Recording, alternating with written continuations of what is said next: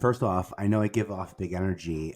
This is my first time being on camera. I was actually the guy who cast the hosts at MTV back in the day. So I've always been like this close to some of the biggest storytellers that had to pass through television. Like, what a killer time for me to be at MTV from 1998 to 2007. Right? And when you can communicate with people correctly, then you can know what they want, how you can help, how they can help you, and you just build better relationships. And it sounds like you severely developed your communication skills to like a whole nother level, right?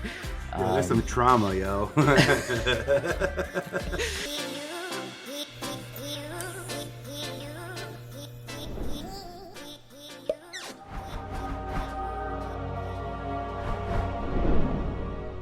All right, welcome back, everybody, to another great episode. I have an awesome guest. His name is Vinnie. He has done a lot of great stuff in the media space, creative space. He was on MTV as a host for a while, and he is now dabbling into the podcast realm, and he seems to be going full-fledged ahead.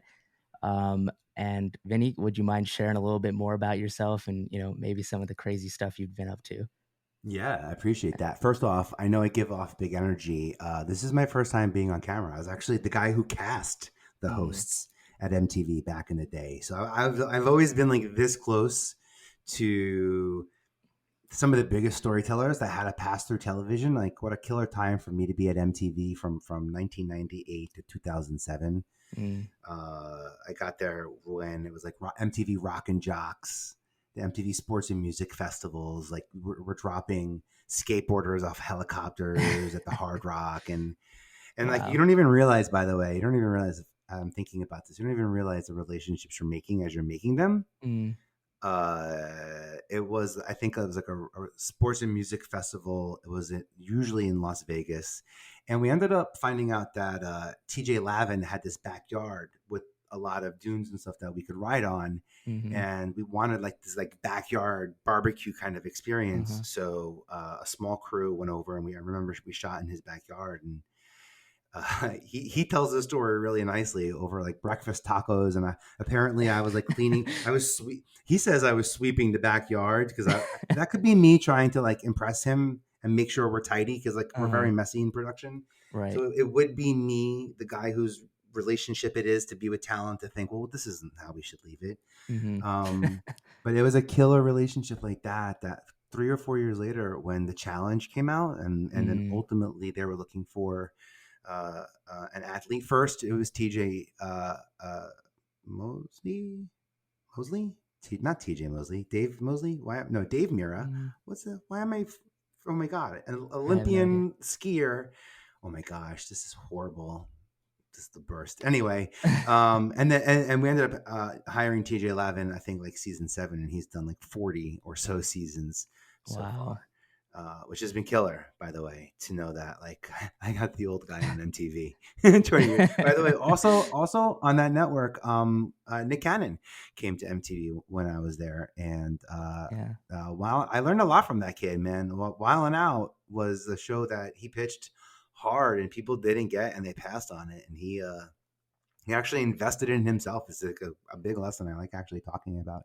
He invested in himself. He went out and spent money and created tape so he could show us what it looked like with two teams and two celebrities. At that point, he was dating Christina Milian. So you had access to talent. You have access to comedians. He had access to a space, by the way, that wasn't being used overnight. So he recorded it quickly. And that's also like one of those franchises that like was built to tap into like young comedic talent. And when you build something that has that goal greater than the end of the episode, like those are the sustainable media franchises that I've been lucky to be a part of. A couple more than a dozen of those successful franchises that have run for more than 10 years or so.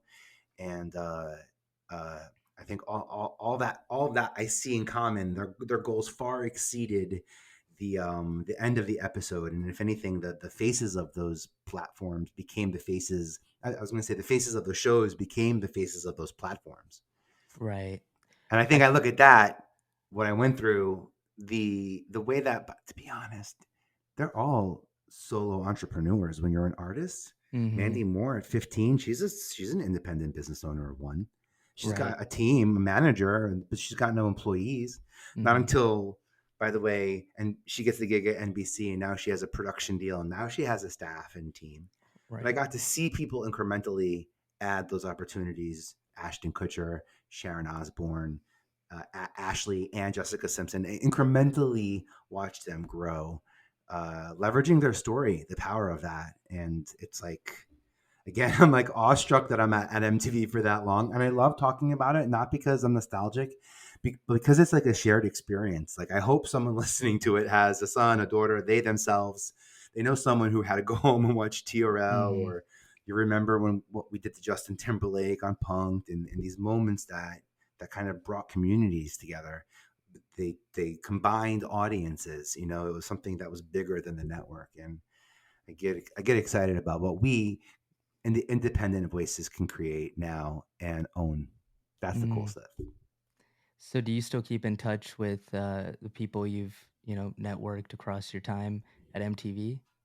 I do, yeah, Mm-hmm. and a lot of them are my guests on my podcast. I have a podcast, so like I use I have a podcast as a space to go back in time to put some context to what I saw, what I witnessed. You know, a lot of it Yeah. wasn't on social media, so I didn't have the ability to get a reaction and have peer-to-peer reaction and peer-to-peer feedback the way that we get right now. A lot of it was done in a vacuum, Right. especially on a celebrity level. So it's awesome, so awesome to talk to Mandy Moore about when she gets the phone call for Princess Diaries, and they wanted her to do this scene where she would be like this like super teeny bopper at spring break, and Mm-hmm. like 3 weeks before that phone call, oh my gosh, I can't believe I'm going to tell the story. But 3 weeks before that phone call, 16-year-old Mandy Moore at the real MTV Spring Break singing her really pretty her really pretty song, but in front of 18 to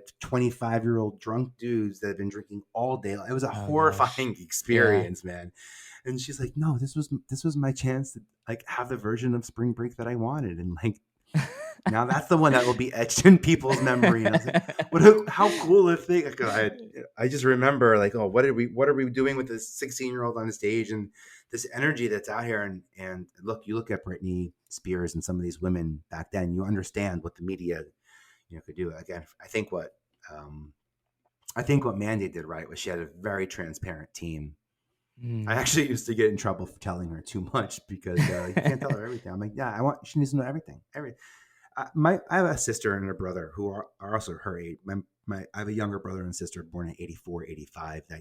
That millennial audience is something that I've been programmed to entertain, Mm. engage, inspire, Right. ignite, blame, celebrate everything with, because Right. that's who even now I have a cool sort of podcast industry thing that I'm doing, and my sister gets to produce a couple of projects with me every once in a while, and it's like the coolest thing because we That's used to do awesome. that with like growing up, and it's cool. It's cool how podcast fractures the economy. I appreciate the podcast economy for what it is, Yeah. but it's cool how podcasting fractures the economy.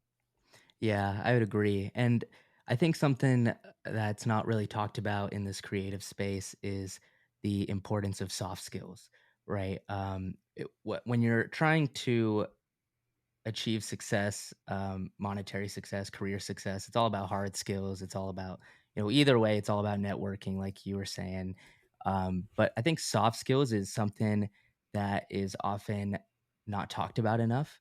And someone who's just kind of entered the career world and everything, I've noticed how valuable soft skills can be, um, and no one ever told me they were going to be valuable. I guess, just lucked out and developed my soft skills, and it's much easier to communicate with people, right? And when you can communicate with people correctly, then you can know what they want, how you can help, how they can help you, and you just build better relationships. And it sounds like you severely developed your communication skills to like a whole nother level, right?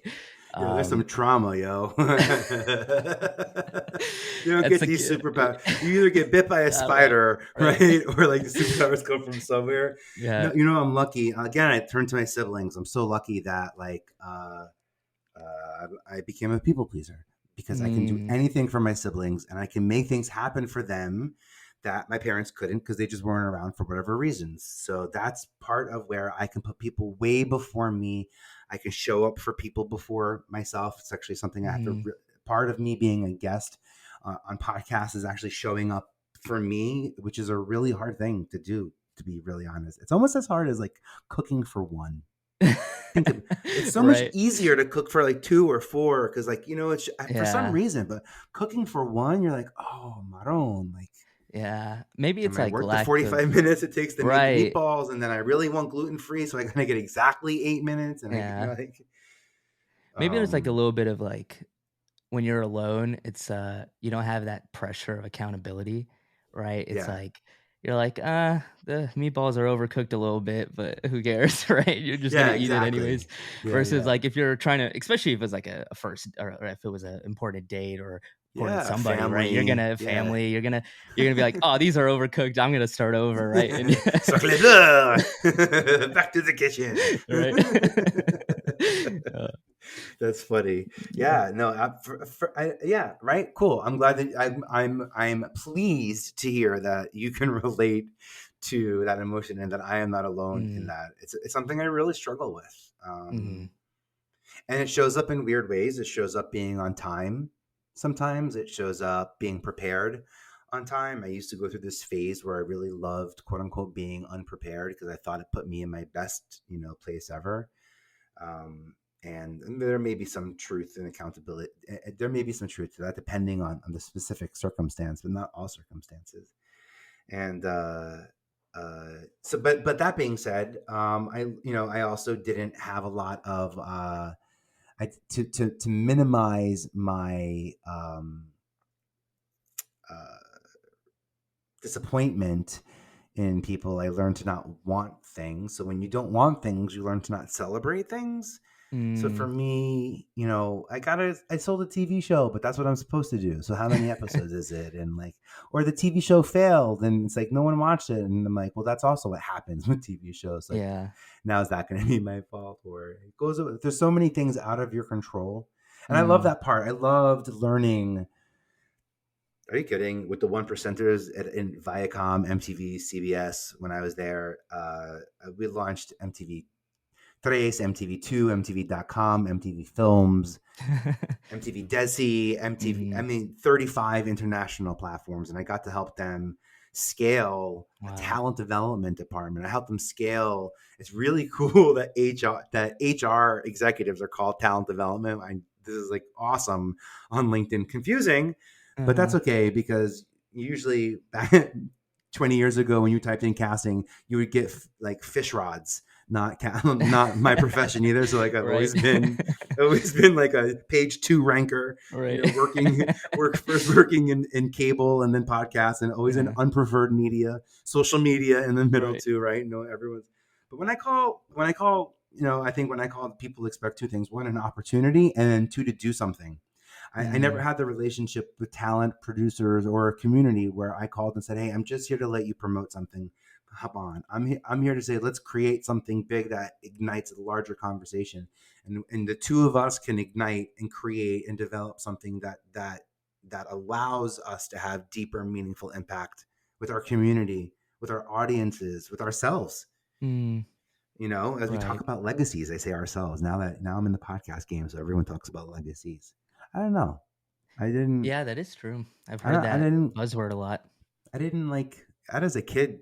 No one talked to me about my legacy. Like all of a sudden, like no, you just heard it in cartoons. And also like maybe it's like a money, so sometimes legacy is like a little bit like financial legacy more of that. So like maybe that's why it wasn't talked about in my house because that was like not even a possibility or whatever. I remember graduating college thinking $19,000 a year was like a lot for someone to make because that's what my single parent made in the house of us 4 children made. And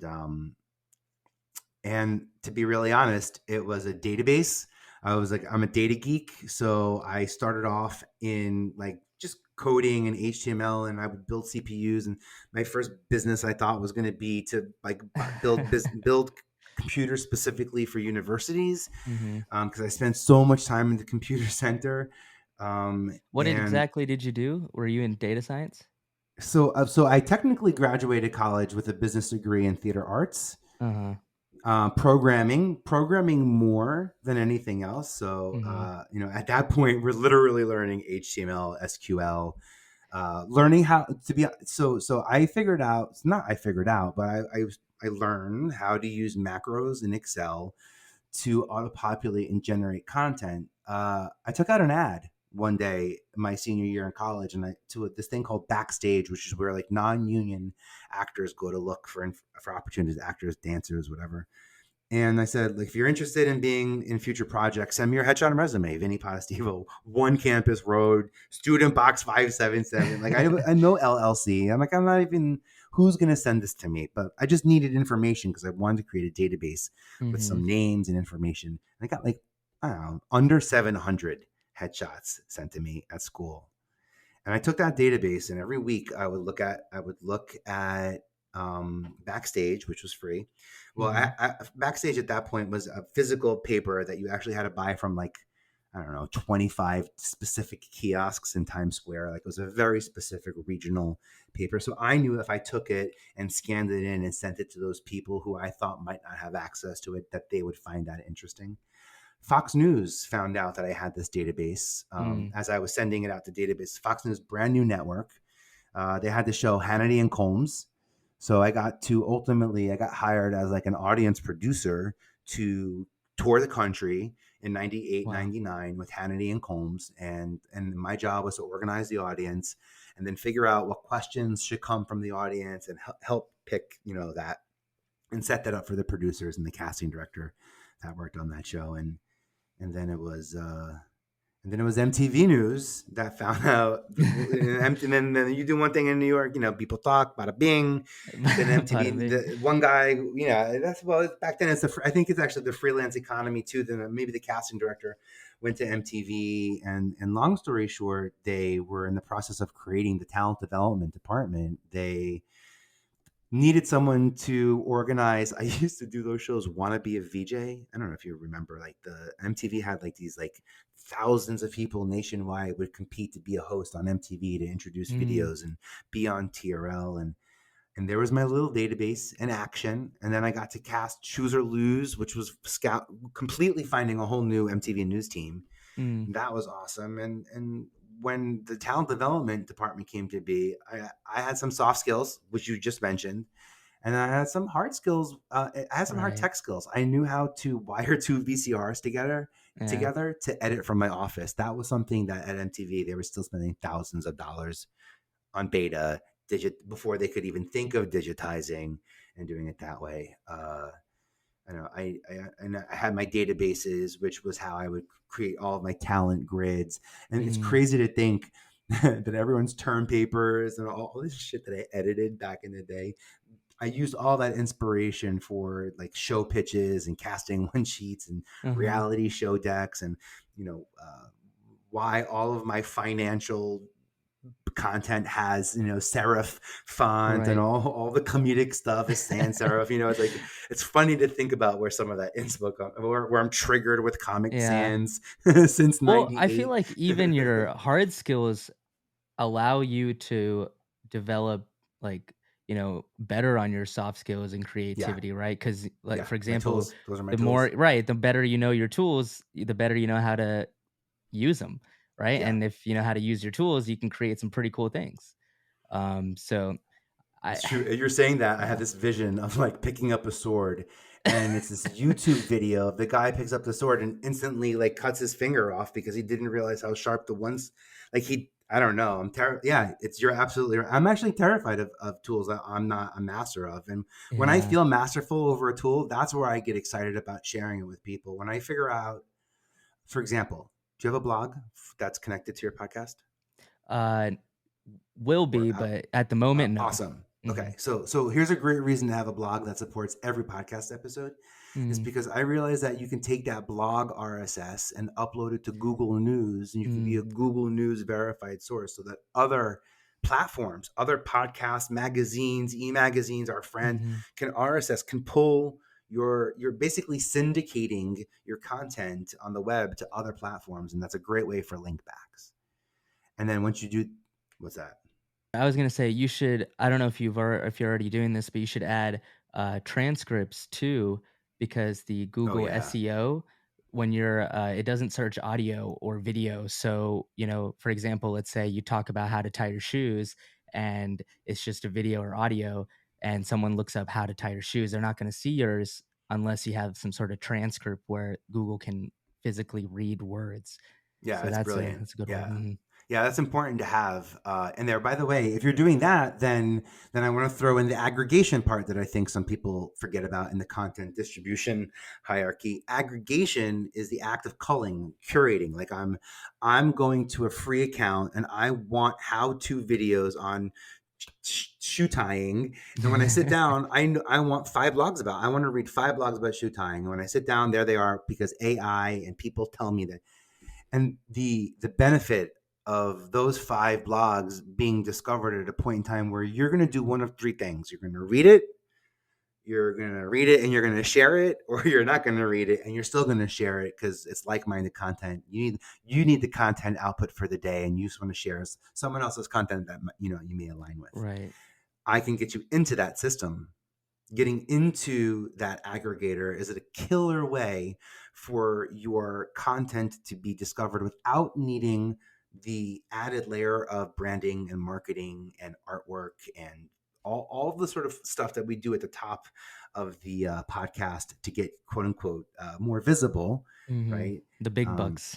yeah, right. If Right. I can make you more visible on a platform where people are looking for you, you don't need more visibility to have more discoverability.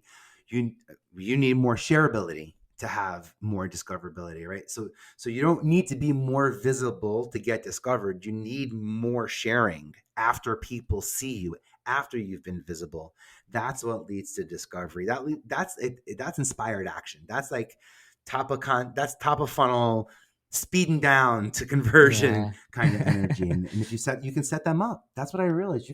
We're just not creating innately, we're not creating content necessarily that's easy to share, You're right. small pieces that's easy to share, or even long pieces. By the way, I noticed that Google is putting, Google has these snippets that are pulling data from our web pages, and snippets are a way that Google kind of puts like a magnifying glass on your web page in the context of search results. And Google, I realize, has a snippet for blogs that are over 3,000 words. So it's not Oh. just short form content like most of social media that we're Hmm. repurposing into Google is. But so now I'm mindful of the fact that I need to have at least one 3,000 word article or something. And by the way, Right. your strategy about transcription could certainly Will help me work. get those Right. numbers. By the way, Yeah. yeah, right. Yeah. Like that's like 3,000 can be a lot sometimes. yeah, that's what's that? 15 minutes. Yeah. If you're on with a New Yorker, most of us listen on high speed now, right? Anyway, Yeah. so Right. 1.5.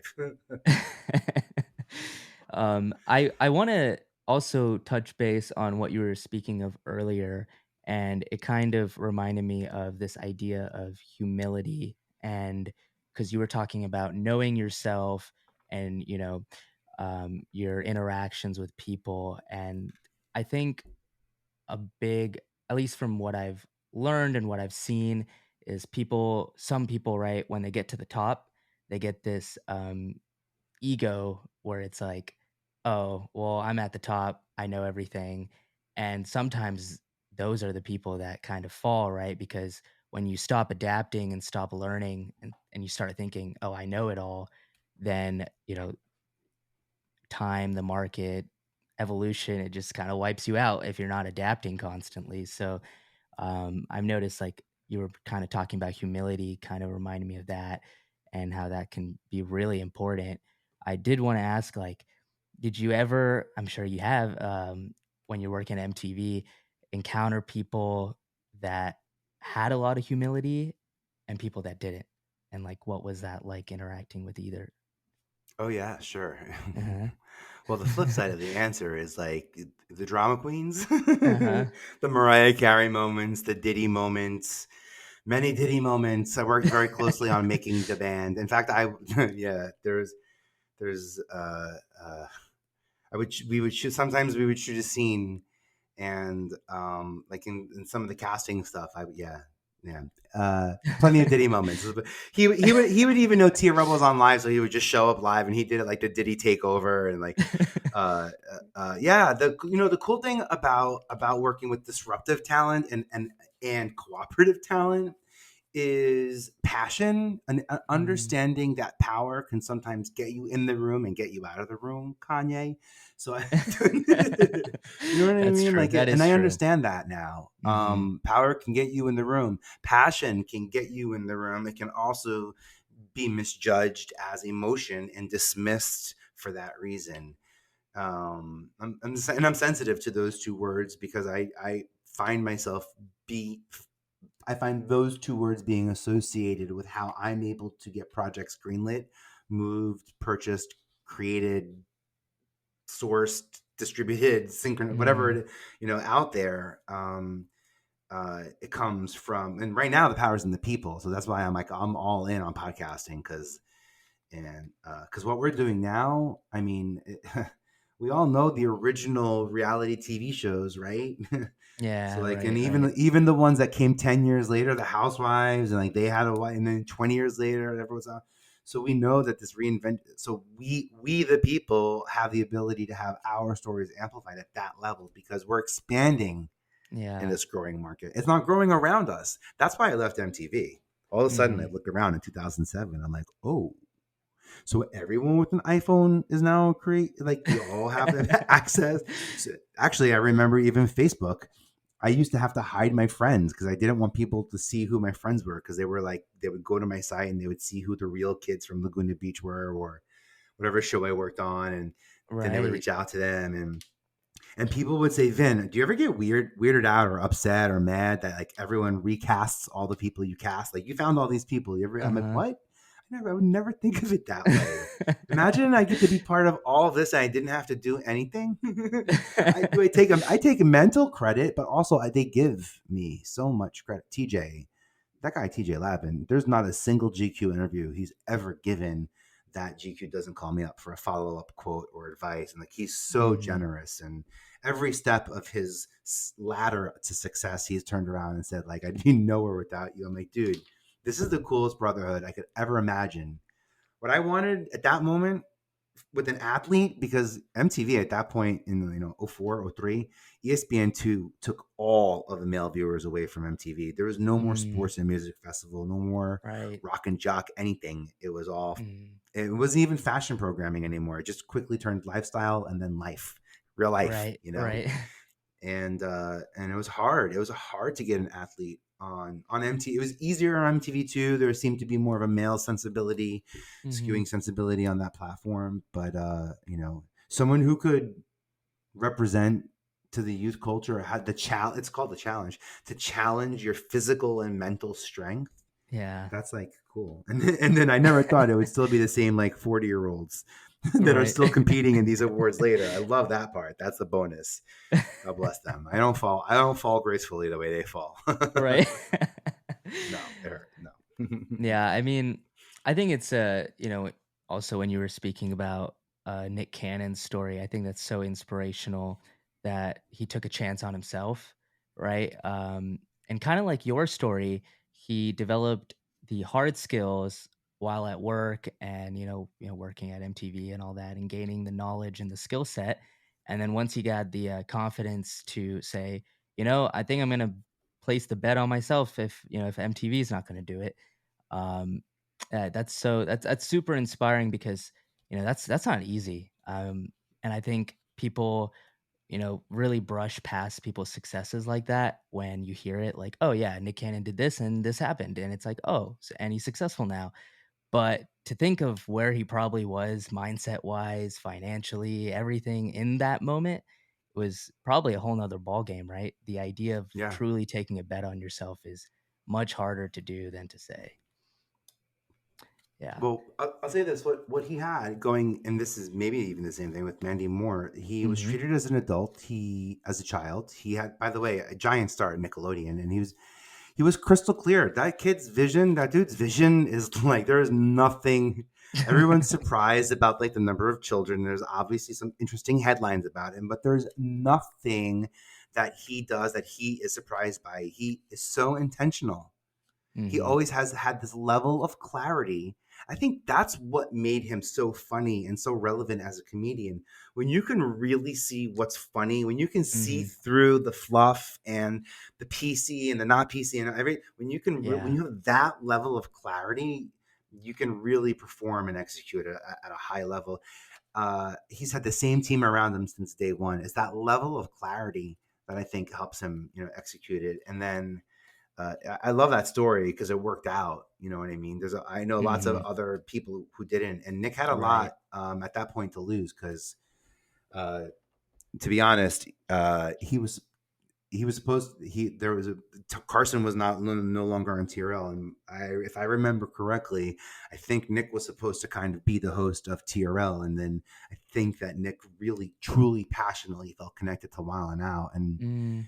no, I was gonna say he made it so that he was no longer going to be the host of Mm-hmm. TRL, which then opened the door for me to go hire and go find, and our team got to go find uh, the last generation sort of VJs. There was about like 5 or 6 that had this Mm-hmm. rotation, and then that pushback allowed us in the deal that we already had with Nick Cannon, in the space that we already had, some time to figure it out, and I think Nick invested in himself right at the right time where he knew he could take it to another network after showing it to us. But it was how he leveraged it, and really, I think truly that show was really an awesome. At that point in time, I don't know what other network would have supported it the way that MTV could have, with the Right. amount of eyeballs that we had on us. Maybe Right. CW, but it would have been a different type of show and a very different distribution model, than Mm-hmm. what MTV was capable of globally. Right. So if they Yeah. wanted to release albums at the end of every episode, CW would have been an awesome place to go.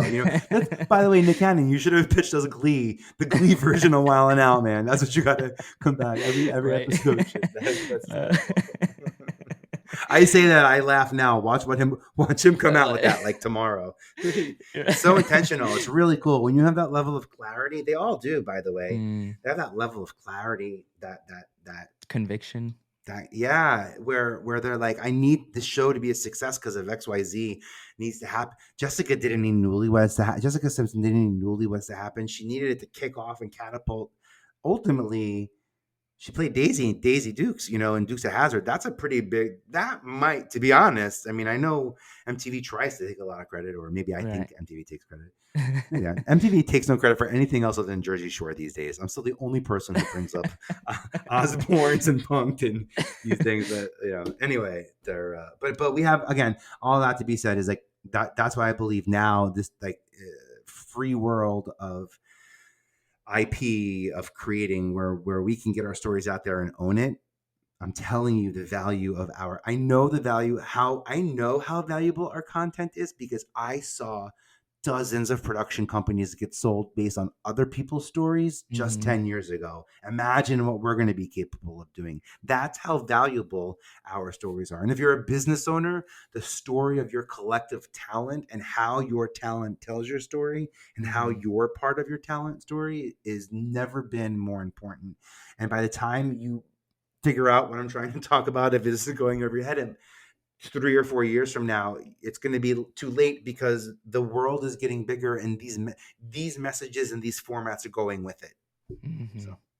that's my Right. spiel. And speaking on that, ever growing and changing culture, um, you know, we have ups and downs as a culture, whether it's economics and such, right?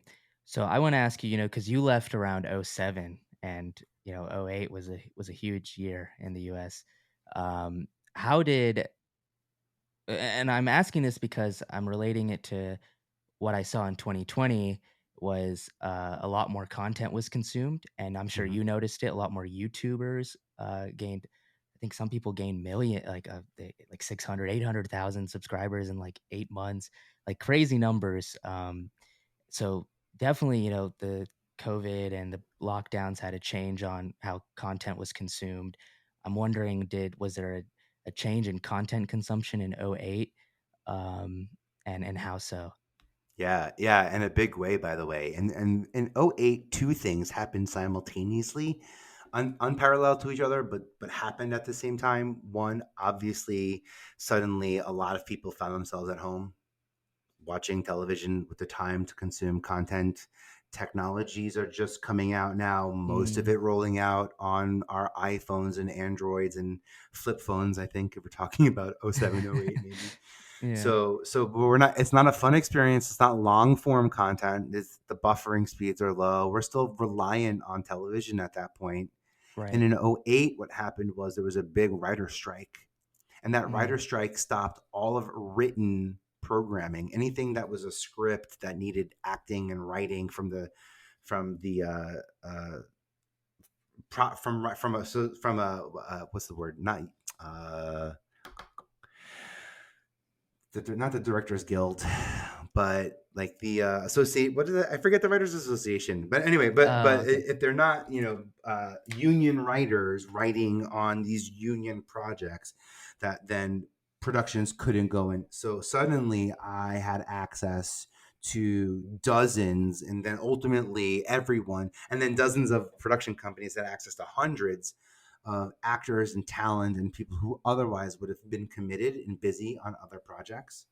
So there Mm, was a tremendous influx of content creation on a network level, which is a first big boom to the content economy, beyond just like independent channels slowly starting to get it, because it quickly right. became about bidding over talent. It was about the loudest voice wins, the most recognized face can, bring eyeballs to the network. At that point, television is about growth. At that point, we're leveraging faces and hoping that that's bringing us new eyeballs. I think the Right. difference now, well, first off, we haven't had a writer strike. There hasn't been an influx of premium talent. Let's call it that way. Or I don't know what to call it. How about no? I take it back. I take it because we're the premium creators are the premium talent now. So I'm looking back at this. There's the real people economy, the influencer economy, the creator economy. I think we're going to be hitting like the editor curator economy maybe next. Maybe like that. Mm, That's maybe where people who you, have the ability to curate and cull through content and trusted sources. I think that mm, this is where I can see more podcast networks being aligned. I also right. will throw this out, by the way. Think about this. Think about ESPN2 as not just a place to watch sports, but a place to listen to sports podcasts. What's stopping ESPN2 from launching the ESPN2 podcast directory the same way Mm-hmm. Apple has a directory and the same way Spotify one? And by the way, Yeah. I'm sure the same way Walgreens and Kmart and I'm sure Everyone's gonna have everyone a will still be in a podcast. Yeah. directory. It's a directory. It's a pass through, by the way. Mm-hmm. It's data. There's not even a single file. It's just Yeah. information that's pointing to each other.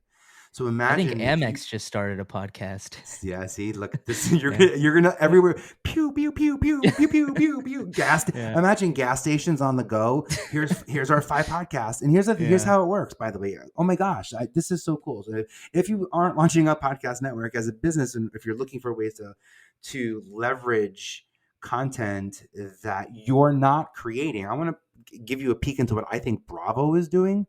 I think Mm, Bravo, has contracts with the housewives, and those contracts say that women have to get appearances approved.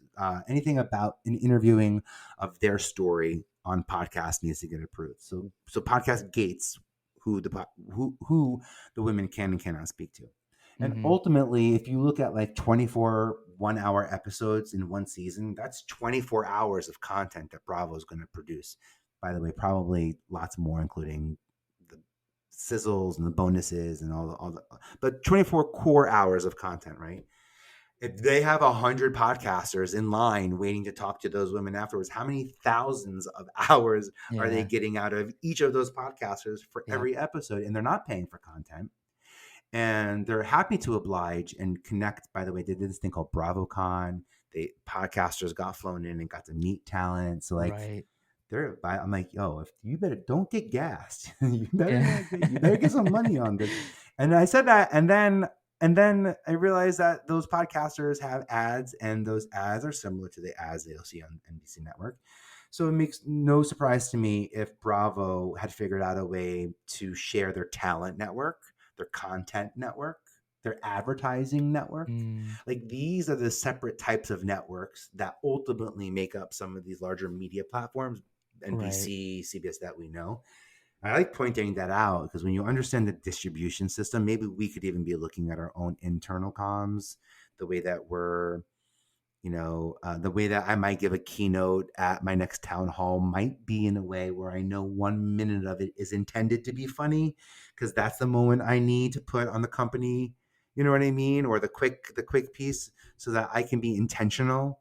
I know I'm going to need to advertise it. I know I'm going to need to promote it. It shouldn't come as I hate repurposing. Pre-purpose, you gotta. So Yeah. create it while you're doing this. You know what I mean? It's like, Yeah, you right. gotta. So That's so true. Like, I guess I didn't even realize that, right? Like the power of leveraging other people's work. It's like a win-win, right? So, for example, you're on this podcast and I post the video version, the audio version, let's say a blog, a written thing here, some shorts or clips or segments. Let's say there's about 10 pieces of just this one, interaction of us, right? That power of, you spent an hour and leveraged, like, you're able to leverage way more, uh, through people's work. I think that's just crazy because it's like a win-win almost is the way I see it. yeah, and then Mhm. what I want to do is I want to ask you, like 100 days after this airs on your podcast, would you ever be open to maybe me running this episode, this actual file on my podcast? Because I Mm, think that my audience would love to hear the way you're talking to me and the questions mhm. you're asking me. And like the characters don't change, the facts don't change, but the story changes based on who I'm talking to, who's coming up. I'm answering questions here, Yeah, that's actually kinda cool because your audience gets right? to hear you, speak more and less of the questioning, more of the, giving your take, which I think would be super cool. And what I do is I create a Google News blog post Mhm. for my I have a podcast platform. I take all that Yeah. awesome social content that you just told me about that I can't wait to drop into this like giant manuscript of us. And I'll give your episode second life. By the way, the first Yeah, thing I'll right. do is a featured podcaster article that I know is going to help set us up from a Google perspective, so Google knows Mhm. we exist. Also, is your podcast on IMDb? No. So here's something to think of. So in this world of link backs, and I want to be just mindful of throwing too much out, but this is a big one, by the way. TV shows, films. We know that IMDb, the Internet Movie Database, is the place where we can go to check out who made our favorite movies, what actors are in our favorite movies. Right. It's a place where intellectual property and people who create intellectual property give and get credit. And Mm. podcast is an approved form of intellectual property on that platform. You can't consume the episodes, but you can give credit. And what you're doing is creating data that's fed from Amazon, because IMDb is owned by Amazon, to Google. I can guarantee you that you will have increased visibility in less than 2 weeks. If you Wow. already have a podcast out there, by the way, I have a step-by-step guide. So everything I share, I have tactics. I have this like creator hub, and it's always free. And I have like 100 awards worthy of winning because people don't know how to win awards, and I like to show them. They say, I don't know how to get paid. I have a podcast. How do I get paid? I'm like, well, what creator marketing platforms are you on? And they're like, I'm not on any. I'm like, dude, you got to put your name on a list so that you can get discovered so people can say, that's the person. Pick Right, but them. I think that is the hard part, right? Is when you're starting is like it's almost like you don't know what questions to ask. Yeah, that's what I agree with you. And I'm, by the way, another Nick Cannon story is when Nick was doing the Wild and Out. I remember we were doing the contract for Wild and Out, and they said, well, how do we get more? And I said, well, I think that maybe MTV might reward you if you went past a certain threshold. So if we're supposed to get X and you got more than that, maybe they would say yes to that. I happen to Mm, know that they would say yes to that because I'd seen a couple of deals like that pass through. And if there's anything I could do as the middleman at MTV to keep that door open to opportunity, especially with someone like Nick Cannon, mhm, whose goal was never about get himself in the door. It was always you can't work with him and not pick up on the sense of community that comes around. And mhm. again, major players in media are like that. Those are the ones that have made tremendous impact and create Shark Tank and gigantic Right. genres of industry from media. But it comes from, I think of that often. Again, it's so funny, right? Like I always everyone thought he was just like such a funny kid. I'm like, he's so smart. He's so accurate. Mm, He's so laser focused, and for one way or another, I see it work out. mhm. What were common traits you saw in people that made it in whether it was MTV or now? That consistency of personality, that on camera, off camera kind of thing. Ooh, There's a okay. lot, there seemed to be a lot of that after 2010. I feel like a lot of like, Uh-huh. I'll say one thing in the room, then I'm going to go in the room and be a completely different person. And then Yeah.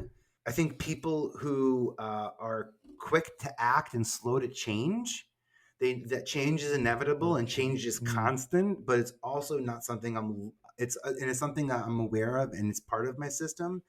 But if someone throws new technology, new opportunity, a new uh, uh, platform my way, that I know I have a goal larger than creating content. The content is meant to inspire something larger. So you yeah, throwing a platform or an opportunity my way just challenges me to figure out how to take my message and use your right, platform. Because then back then it was about airing. It was about distribution, right? So if you had an idea that was going to air, I had to right. figure out.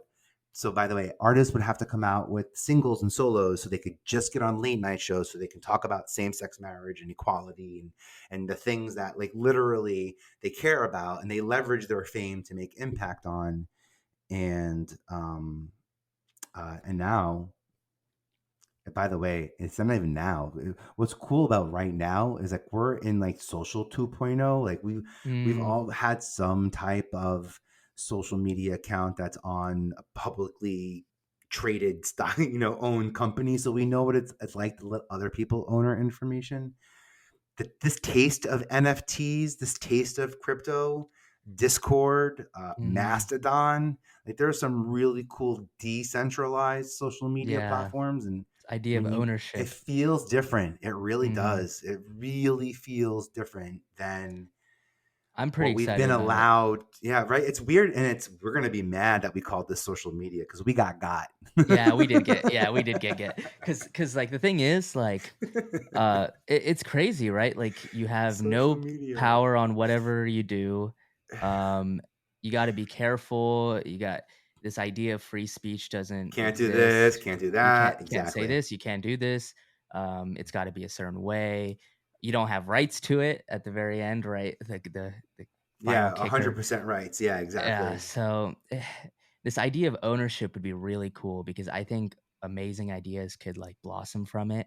You know, I feel like it's really early to tell which direction Web 3.0 would even go, but, some sort of idea of, like, I now have ownership of my podcast, but I wanna give, you part ownership of this episode because it was super cool and you wanted to do some cool stuff with it.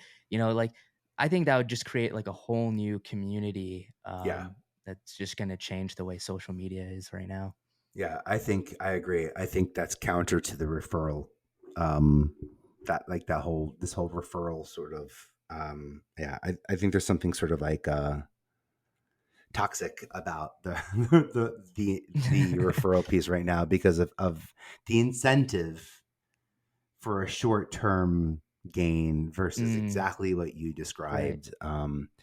Which just got me excited because I was like, "Oh yeah, that's funny." Because I would totally be the guy in the room at A&E, and I'd be like, "No, we had this one episode where we did this.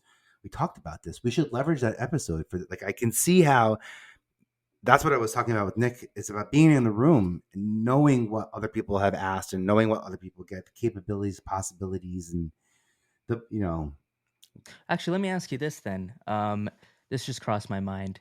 Do you think, with this idea of, let's say in the future, this does happen, we all have ownership of our own material, no one can stop you, censor you, whatever, right? Do you think it would be overall better or worse with full free reign of content? Because, for example, from what I've heard is, different countries will restrict what content is made. For example, in certain Asian countries, they do restrict a lot of content, and a lot of the available content is educational only. But Hmm. in return, you're creating a society of people that are constantly learning. So, there's it's a double-sided sword, right? Which side are you choosing? But, so it's almost like freedom of Yeah. speech, or do we nudge the direction that culture is going? What do we do here? I think either way, either step it is that we have to add responsibility to what we're creating. It's happening now on a public platform on networks. Like we hear Lifetime taking responsibility for getting R. Kelly behind bars. We hear I laugh. Oh gosh, I laugh, but like I remember the Janet Jackson Nipplegate thing that rocked MTV. I was there, and we had to, as a network, step up and be responsible and make sure that not only did we not put ourselves in a situation where something that wouldn't happen, but we had to then basically unfortunately redefine how we would approach showing the nipple on the network, and we had to be All right. responsible at a whole different level. Responsibility, especially with some of these silly reality TV shows. There's a lot of network responsibility of what leaves the air. There are some great conversations that spawn from Survivor and some of these big network shows. That's responsibility in action. And I got to be honest, it's late. It's 25 years later, we're finally being responsible because how many Yeah. lawsuits, how many firings, We're how still not many, even there legally. you know what I Like, the mean? court systems, all this stuff, right? We're still not even So up to date on. it's funny Yeah. too. The media and the court systems are funny. I've worked on shows where you can't work on shows about cases because it could look like it's like the case only exists for the sake of media, and the Mm, case can get dismissed. There's people act different on camera sometimes. a lot of different rules.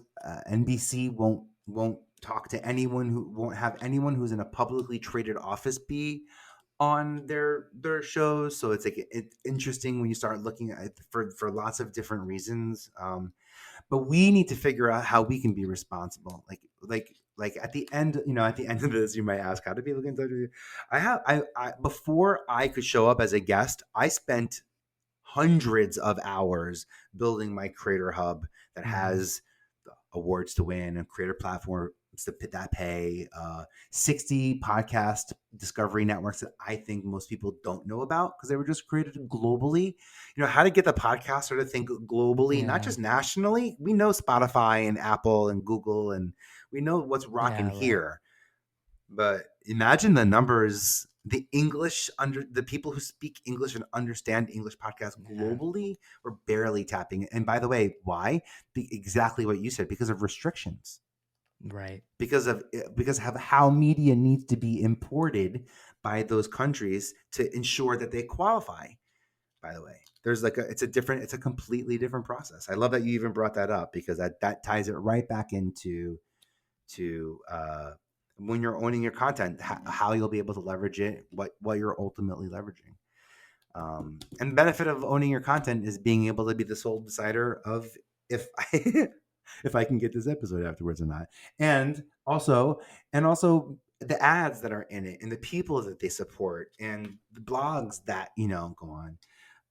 By the way, so after you finish your blog for your podcast, and then after you go to Google News and you get set up, then go to AdSense and just drop in like one ad in the sidebar and make a couple of Uh-huh. bucks that way. By the way, it's like it's the benefit of having a blog, especially if you're on Yeah. WordPress. It's so easy. And the weird thing about, and then here's why I say one, because it's really kind of, I mean, if you want to go crazy and become a goop, or some big, web thing, whatever, by all means, go for it. But when you're running ads, you get data, and you'd be amazed at what people who are listening to you are out to buy. That you think you're inspiring creativity, but what you're really doing is getting them to commit to launching this business. Because now they feel confident about getting on podcasts to talk about their new business. So to buy their business, they got to go get the office. So now you know what I mean? So it's really cool. I think about that nonlinear part of content all the time. And I had a really cool thing happen to me just this week. There's been a big podcast about Laguna Beach Back to the Beach is called, and it was a nice podcast, and it made some numbers and people who knew the show back on MTV. I got some nostalgia hit. And I turned on Netflix, and that show is now one of the featured shows on Netflix. I think it's really cool that 25 years later, I'm still getting credit on TV shows that are just now That's hitting awesome. Netflix. Like, that's the non-linear part of media. That's what I believe about these podcasts. Yeah, I'll give Yeah. you my information. You can find me. It's going to maybe change because I just said, I'm also on Be Real and Mastodon and Discord. Right. We can go on and on and on about, the ones that are growing. It's growing. The social media universe is growing. People say, what's the next Facebook? What's the next? It's out. What's the next TikTok? It's already out there. It's already, so there's Yeah. no questions to ask. It's about which one you want to be on. It's cool. It's the No, power of I agree. discoverability, how much control you have over getting discovered, where you show up, right? That's cool. Right. And maybe I've realized this especially in the podcast space, but the power of your words and and how it can actually, like you were saying, impact people's lives.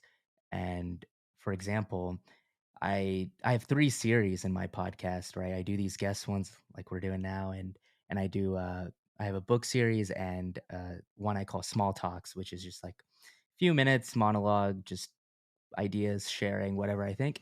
And for a while I was thinking like, uh,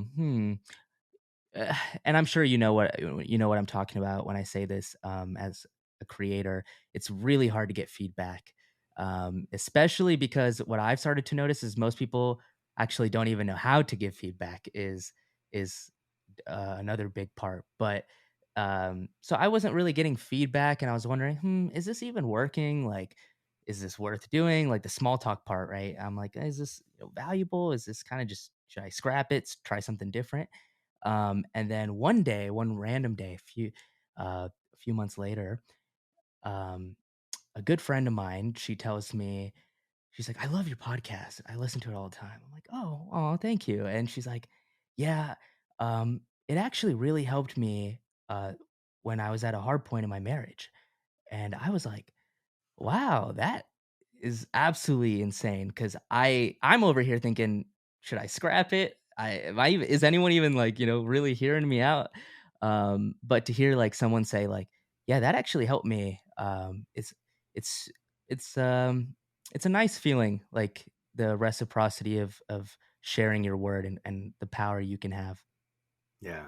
Yeah, people yeah, don't expect yourself in others, right? Just because you know how to give constructive criticism or can see growth or can say, "Hey, that flower needs a bigger pot and it needs to be in the sunlight," Yeah, just because you can doesn't mean that people even can begin to understand how to process the results of what you've come up with, let alone like the media and content that's out there.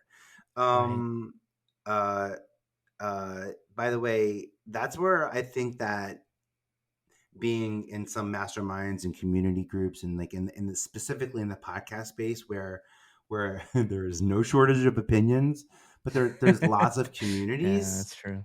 Like that's where I'm actually part of a I actually, now that you're saying this, is actually yesterday I was the guy in the hot seat in my mastermind. Oh.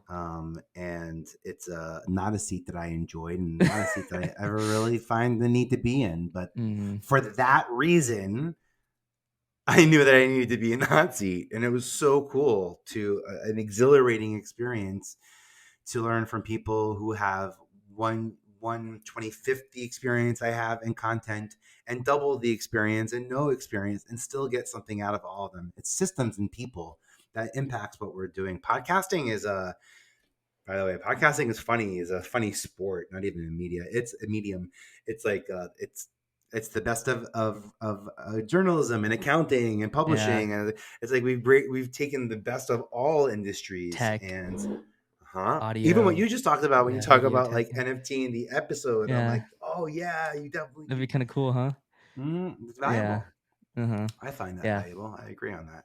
Especially when you start thinking, like, these companies like Spotify are just funneling money into this future Yeah. of this Wait, medium. if we own the same episodes, then like what we ultimately, by the way, think about this. You know how it's okay to repeat episodes repeat content on social media? Mhm. So then what we would do is basically just like once a year, I'll Just play your repeat that. podcast, you Yeah. play this episode, I play this episode, you play this episode, and Right. then somehow the ads know who owns what, and we like maybe that's the future of how Yeah. some of those like long form collaborations really look like. That's what I mean. That's not that doesn't feel as scammy, to be Mhm. honest, as like that referral industry where it's like, hey, I got a mastermind and they'll pay you $200 if you can get me someone for $1,000. And I'm like, Yeah. that's a weird incentive. I thought, That's a what, weird. why don't you tell me what you want to do? Like, wait, Yeah. what? Like, you're coming at me with like, you want me to do what for $200? Like, do all this work for? I just say it one more time. Like, Yeah. um, That's hilarious. it is what it is. Um, but yeah, I mean, I guess I want to like ask you maybe. I mean, first, do you have anything else you want to add before I ask you one last question? Oh God, I Or you think? mean, I can go on and on. So I Or feel, we covered a lot in this. If mm, anything, I really believe if I could really drive two things home. One would be the power of podcast guesting. I mean, you hit the nail on the head. We were giving it the example earlier. There's really no other thing I'm doing more valuable. You and I just literally mapped out what yeah, we could did. be the future of Yeah. podcasting. That's why I get excited about being a guest on podcast. And I don't have to produce it. All I have to Yeah. do is my homework, show up as my true, real, genuine, authentic self, which, by the way, I can do from the comfort of my home with these cameras. And now that Hmm. 1080, 4K, I'm so much more comfortable in my space than I was in a studio. Maybe that's why I never took the leap back Oh then. And yeah. I feel much more comfortable doing it now this way. My palms aren't sweaty, feels normal. You know what I Yeah. mean? And it's ours. And Yeah. that's the other thing too. Like people who aren't prepared for podcasting, don't focus on the episode, focus on the person. If you don't feel Yeah. right, then don't talk. By the way, it's not about the episode; it's about the person. If you feel like you don't know what to say, then find someone you knew how to talk to. Podmatch helped me do that. So if you want, check the show notes. The Podmatch link is a big one to tap on. And while you're checking out those show notes, since we now understand the biggest value that we can ask of you is to leave us a 5-star review and let us know exactly what it is that you're getting out of this podcast in your own unique way. I want to know. Leave that 5-star review because it's end of 2022. So I'm gonna be looking, so I'll know which group we are. I'm counting. I'll reach out to all y'all. 5-star review on what this unique episode. Let this be the episode that finally gets you to do that, right? But like share it, right? You heard how valuable it is to, you don't have to remedy anything. You don't have to share the anecdote. You don't need to be, I don't know, Steven Spielberg or who's like a big reality, you don't have to be the Survivor producer. You don't have to be, Right. you know, Gunnar Murray or something like that to be Yeah. able to figure out who. I'm not asking you to tell how to tell them a better story. Tell them what you get out of Mm. this story, how it helps. And I will listen to a couple of episodes. I've only listened to one, but I will listen to a couple of more Yeah. before I officially leave my mark, because I just really appreciate the space and what you create and the way you approach dialogue and ultimately the craft that you have in networking and connecting with Oh, thank you. people and creating this space for honesty and transparency. I see it in action. Uh-huh. It's awesome. I see it. It's like I have to point that out because like I'm a star finder. So when I see Uh-huh. that shine, I'm like, oh, I see you. Thank you. Yeah. I appreciate that. I was gonna add, and I'm sure Nick Cannon feels exactly this, is him like you, and like you were saying, maybe there is a slight intimidation of seeing this massive studio with lights and makeup crew, food crew, tech crew, like 50 people everywhere, everybody running around, walking. I don't know. I've never been. I'm just going off of I guess what I've seen in movies.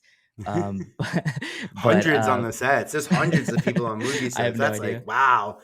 I Yeah. thought MTV was big with 50 people on TRL. When you go to those movie sets and it's like 200 people for a Oh 4 my minute gosh, scene, and I'm like, oh, you must have no that's pressure. insane. You must feel like you're just like 1/200th of a 13-minute moment. How lucky are you? Is it weird that I do the math on that? uh, How lucky are but you? I mean, I guess what I'm saying is like, I think what's cool is when you create it on your own Yeah. and when you see it all coming together slowly, and like we talked about with Nick, and when he started his Wild and Out thing, and I think that's mainly on YouTube, right? No, Or now is I mean it MTV, yeah. MTV? And then they also Oh yeah, posted on and YouTube YouTube, as and well. Yeah, right, and it's just crazy that, like, because I mainly seen it from YouTube side, yeah, yeah. and it has a lot of views, and Big. him By the way, you know seeing who that. else? Do you know who else recorded? Had to figure out how to record it on his own because it was better if he did it by himself and like didn't want to be seen as like a host or couldn't be misinterpreted as a VJ or something like that, but had to do it his own way. Ashton Kutcher on Punked. Really? Really, he'd be in Huh, a really. I don't. I was never in those rooms when he right. recorded them. It was never on my grid when he recorded them. They were always just delivered. I think they were just his way of stepping in and being able to create the space to just be him. Huh. That's cool. I didn't even think about that. Mhm. That is that when you figure out how to do it your way Mhm. comfortably, you're right. And like you were saying, you can do it from the comfort of your home, and like we were talking about, I think it's important to keep being adaptable too, right? Like growing with the times, with the media, not necessarily trend hopping. I don't know. I mean, I don't know. If maybe if your goal is to get famous and chase the next thing, maybe, I don't know. But Well, if you're chasing something, you're behind it. So, but yeah, it's like that's unfortunately what happened to MTV in 2008. But that's not my fault. Because like all these other yeah. stories are so good. That's what it's Yeah, about. I mean, yeah, I think it's a great space. There's great outlook and great, what would you say, because you were talking about I've been in this space for because you were saying I've been in this space for a while, and I can start to see, just by seeing people and their work and all that stuff. What do you look for, based on your experience? What do you look for, and what can people do to stand out?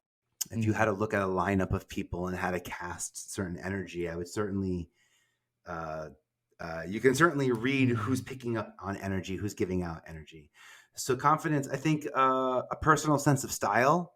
To be really honest, there's a physical. You have to, people say, I don't know, what should I wear for this? What should I wear for that? My answer has been the same for everything, always. Wear however you want to be remembered. However you want to be remembered, wear that outfit because that's what they're going to have when it's all said and done. And if that doesn't help you figure out, and all that to Yeah, be said, it's right. clarity. It's clarity. As a network executive, you have a lot of meetings with people Mhm. who are just sort of generals and go-sees, and uh, I could tell you the ones that sort of tend to work out are the ones who say, "I'd love to be on news. I'd love to be a game show host that deals with something physical, or someone who has an understanding of what they react to and connect with the most." Versus someone who says, "I'm really versatile and I'll kind of do whatever you need me to do, and I'm happy to just be working." And for me, not to say that that's a Right. turnoff. I mean, there are big stars that just do that, but I don't work with them. That's all. There's like plenty of people that work with them. I'm just not one of those people Mhm. that wants to work with someone who only wants to be famous and isn't going to leverage that to make this world a better place Mhm. for so many reasons. And that's again why I believe in owning your content. People who understand the value of winning awards. I like Right. winning. I like winning awards because I like celebrating as a Right. group our wins. I like knowing that I've elevated a conversation to a point where we can win an award. Awards are something you can talk about at the dinner table. If you can talk about my show in the context of winning an award at the dinner table, then I won, because all I want you to do is talk about my show. And if me Mhm. winning an award is what I have to do to make you talk about it, then let me thank my mom and my dad. Let me get on that thank you Mhm. list. And I think that's important, to be honest. And there's some shame sometimes. Oh, we're not Right. worthy. We don't know if we're gonna win. We don't know if we're gonna lose. Right. I think there's no risk or harm in taking a chance. And again, that's why I'm passionate about making sure people know where to turn out of the gate as a creator or even listening to this podcast, I have over 100 awards and I've broken them down by categories. I think maybe only 50 of them are podcasts. There's about 20 video. There might be about 130 awards in there now. I keep adding more as I see them. Yeah. Yeah. That's all on the website inside the Creator Hub. Yeah. Thank you. Yeah. That's vpe.tv/hub. It's a lot, huh? The world is like, it's data points, and it's cool when you think about though how much control you have over it. And I want to be mindful. I'm telling you, make all these data points. Once you make them, you can't take them back. So be really careful about what you tell Amazon.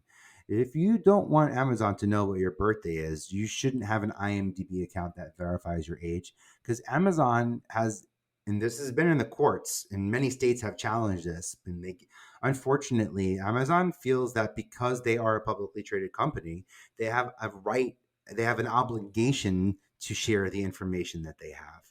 And your age is just information that you uploaded and verified and put up there for maybe your Amazon account, not knowing that it would affect your Oh, wow. IMDb account, or maybe you gave your age to a different platform or a different, news source that's also valid and is now a data point that shares. So like there used to Right. be this, I'm sensitive about ageism, especially Right. as a creative, because I know how important the aesthetic is. That number is something that is out there. So just to be forewarned, if there's sensitivity to that, make sure that you don't confirm your age Yeah. anywhere anymore on any platform, because that's a big data point that it's a good old demographic data point that every platform knows how to leverage to their advertisers. So that's why they love it so much. Mhm. Right. Right.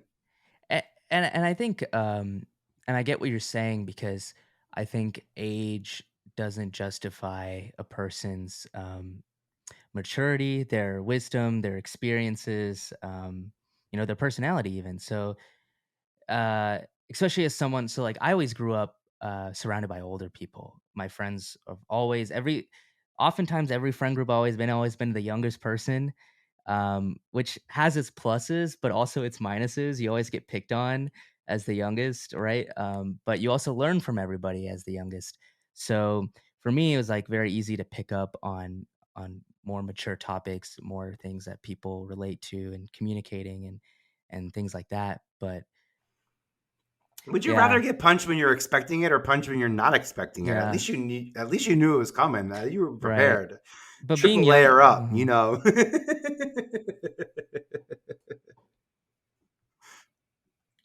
It works in your favor when you're 20 and you suddenly are supposed to know everything about social media. So people who don't understand technology are throwing you 60, 70, $80,000 out of college because they don't understand something, so they're willing to pay you to do it. And you're like, wait, yeah, I'm like accounting major. Why? I know, and I'm 23. Stop telling me to get on TikTok and make like TikTok, like, but it's funny how yeah, that works.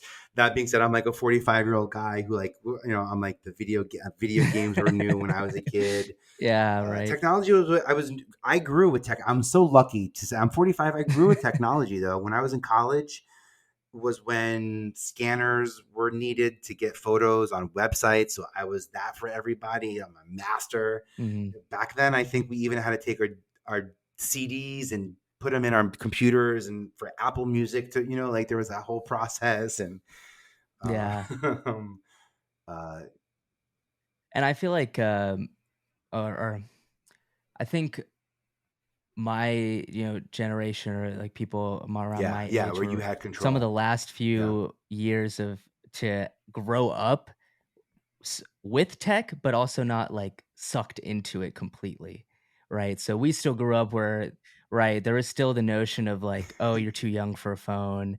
You got to wait till you're 16, Wait, 18, like, imagine being an 8-year-old with like a beeper.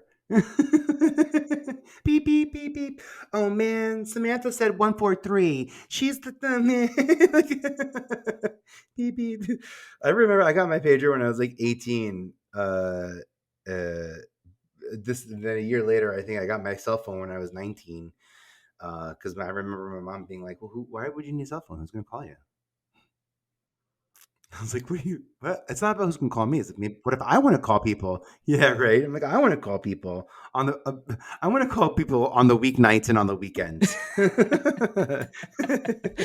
Probably the carrier. Yeah. You can still search for that, right? I Right. used to do that, but that's funny you even mentioned that. On MTV, when I would travel around, Yeah. I would bring, so And I you're would calling their home grab phone number. the yellow book Yeah, is the it called? landline. Yeah, right. Yeah. Yeah, I'm like that. All of a sudden, that sounded like a weird thing, but I would grab the yellow books from any place where I would go. Yeah, so I would have like local information. When I came back to running VPE, one of the first things I did was put up all my yellow books, and it was really cool to look at like the access. And then like 2 years later, Facebook like. Right. So I took down all those contact. I took it down, and now they're like, and then I put up binders of housewives and single millionaires for Bravo Yeah, yeah. on there as well. I work for other networks too, but you work on a couple of projects that are loud and they'll stick with you for a while. So quickly. My highlight reel is in 4:3 standard definition. Like you can't even legally upload the footage of my content anymore on Instagram. It violates terms of service. It's like this must be at least 420. But you know what? The relationships of 4K. That's for sure. My podcast has been fun getting to go back and talk to them. I sat down with Ja Rule like 2 weeks ago. We talked about the power of collaboration. I have some cool podcast episodes coming out with Mandy Moore, and it's fun to go back and get to that I have the access to those people. And unlike, I didn't want to have 52 different celebrities on my podcast just to show that I have access. I want to show that I have real relationships. So I have the same people back over and over again. So swing by and say hi. I always, yeah, for sure. I always find that the best is when you can have reoccurring guests. I think they're actually some of the more uh fruitful conversations, not because um you know, just because of the person, but also you get more interactions and more chances to talk about different topics with them. So I think, as an from an audience perspective, when I see that in podcasts where people have guests come back, you often see it's easier to relate to them more. You get to see more sides of them, right? So total win there. Also, for efficiency, I shoot my podcast 6 days a year. I shoot 8 episodes a day, 4 10-minute episodes with one Yeah, person. yeah. I have short episodes that I use as conversations. I go back and I continue to edit, and there's some posts for sure to be done on my podcast. But I figured out that if I Wow. have four consecutive conversations with someone like Mandy Moore, well, one on Hmm. LinkedIn on my newsletter article, I put her image as the thumbnail, and I share the same link every single week or every other day or however many times I wanna on my business page or my personal page. And I'm never pushing people off of LinkedIn. I'm pushing them to my newsletter, and her image is on that newsletter. So I'm more likely to get a subscriber to my Hmm. newsletter by using a newsletter link to promote my podcast. And what I do is I go to Hmm. Spotify, I take the code and I embed the Spotify player into my news article on LinkedIn. And so that's how I'm able to have like Hmm. um, some consistency. And then for 4 weeks, I'm with the same person. I don't have to educate Right. you. It's a new episode. It's a new episode. No one cares. It's a new episode. No one cares. It's a new guest. They just care what are they going to get out of it, and I can kind of focus on it now. And then and it gives her lots of opportunities to pick and choose when to support it, as opposed to being like, oh, Yeah. she didn't support it at 2 o'clock on Tuesday when I launched. Gosh, Yeah. how am I possibly going to get my number? Like those things that we do. Yeah, and I would also add to that, because you talked a lot about shareability is probably one of the most important things here. Um, Figuring out very subtle ways that you can incorporate more sharing even in your content. So, for example, in your blog post, you talk about, let's say you talk to a guest and they talk about perseverance, and then you have another episode where you talk to a guest about perseverance. Then you could, in that blog, just be like, this reminded me of this great quote from this guest who also talked about perseverance, or some sort of relation there. And or even at the end of the blog, just be like, if you enjoyed this kind of content, there's similar episodes I've done here and there. And I think those are all great ways to just kind of, because you're also getting people that are already, because if they've read the blog, they're probably interested in whatever you're saying. So they'd be more likely to click on the other stuff. Yeah. But anyways, Vinny, I wanted to say thank you so much for being on Learn or Be Learned. I truly enjoyed this conversation. You are a very energetic and, because you said you're kind of an introvert, Oh right? yeah. Well, when we're talking about my expertise, I'm in my home. I'm in my home zone now. So as long as I feel like I have something to offer, as long as I feel like I have something to offer, it's unfortunate, but when I Yeah. feel like I have nothing to offer, and there's some people listening to this who know how to help me through this, but this is where I. By the way, this is proof that you do not need to be perfect to be a podcast guest. Mm, Someone asked me, how come we don't work with a lot of coaches yet? I'm like, because I have a lot of them and I'm still in that headspace world where I'm yeah. figuring, Right. yo, Learning by the way, headspace. 20 years Yeah. old at MTV to 30, like I had zero, I had, what's it called when you don't believe you should be someplace? You have, Like yeah, self self doubt. I doubt had or zero. I didn't even know that existed until I was 40. Like I didn't. Everything creeped in 5 years ago for me when I left television and wanted to focus outside, and but didn't want to be seen as a disappointment or a failure from TV. What a weird. Imagine that I felt like I was a disappointment. But anyway, it's all part of my story. I'm glad I shared that because that's like super sensitive. But that's it. That's where it comes from. Mhm. Yeah. I mean, it's like I said, like earlier in the conversation, it takes a lot of humility to do this on your own, really, Mm-hmm. because you have to be very self aware of, what you're doing, what your name is, why you're doing it. Because a lot of, like you said, I think there's 4 million podcasts, but actively only a few hundred Mm-hmm. thousand. So, you got to know your why and why you're doing it.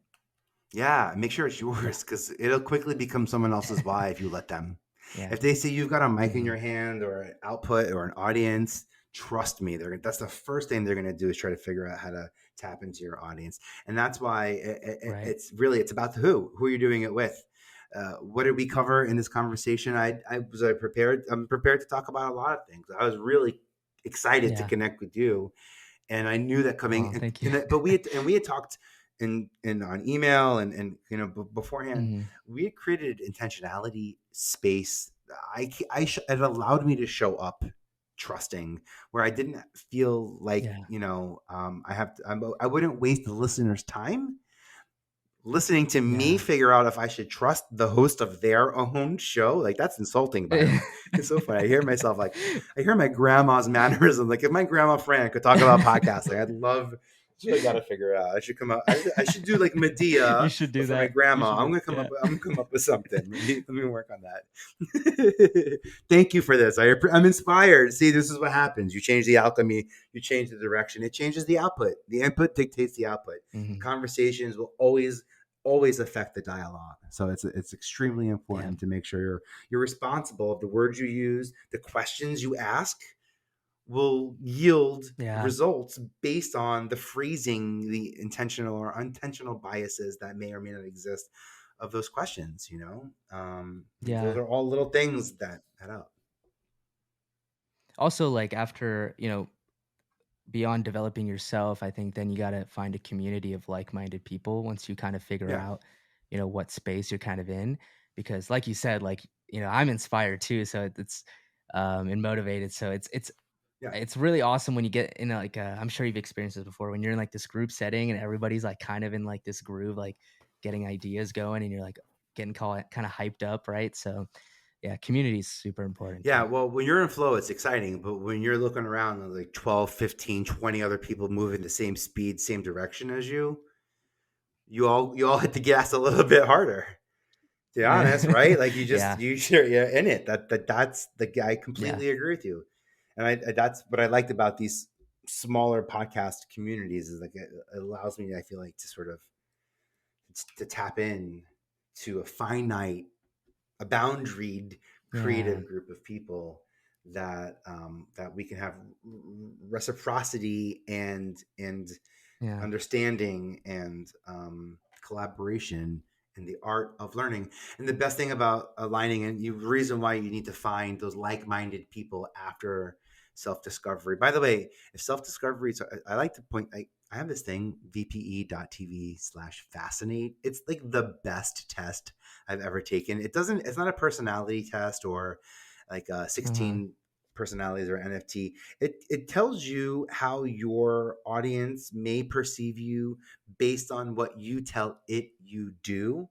And for example, where I said Mm, earlier about power and passion, I'm sensitive about that. This is actually something I literally got from this test, which was a really, mm, I've been in the room where I'm like, oh, my passion is coming across as like, I just wanna, and that's not going to help me push this yeah, through.